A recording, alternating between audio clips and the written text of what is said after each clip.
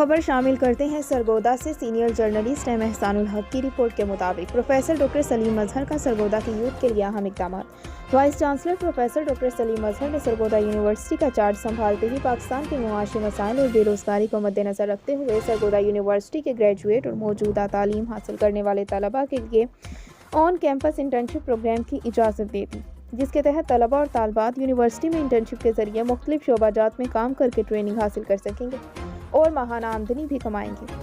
OCIP-UOS کے ذریعے پاکستان کے مختلف فرمز اور کمپنیوں میں ریکروٹمنٹ ڈرائیوز کر کے سرگودا کی یوتھ کو روزگار فراہم کیا جائے گا۔ مزید ڈاکٹر سلیم اظہر کی ہدایات کے مطابق سرگودا یونیورسٹی کے کیریئر ڈیولپمنٹ سینٹر کے زیر اہتمام ای کامرس پر ایک روزہ ورکشاپ کروائی گئی، جس میں Asad Rana e commerce consultant نے طلباء اور طالبات کو ای کامرس کے ذریعے سیلف ارننگ کے بارے بتایا، جو لوگ روایتی نوکری نہیں کرنا چاہتے یا گھر میں بیٹھ کے اپنی سروسز دے سکتے ہیں، بالخصوص جو خواتین گھر سے نکل نہیں سکتی لیکن ان میں کام کرنے کی صلاحیت ہے، ان کے لیے ای کامرس مفید ہے۔ کورونا کے باعث بھی بہت سے لوگ بے روزگار ہوئے۔ آج تک پاکستان میں بے روزگاری کی شرح 65 لاکھ ہے۔ اس ضمن میں doctor Saleem Azhar vice chancellor Sargodha university کی ویژنری قیادت میں مندرجہ بالا اقدامات خوش آئند ہیں۔ Camera man M Pervez Ansari کے ساتھ ایم احسان الحق، شاہینوں کا شہر، سرگودا۔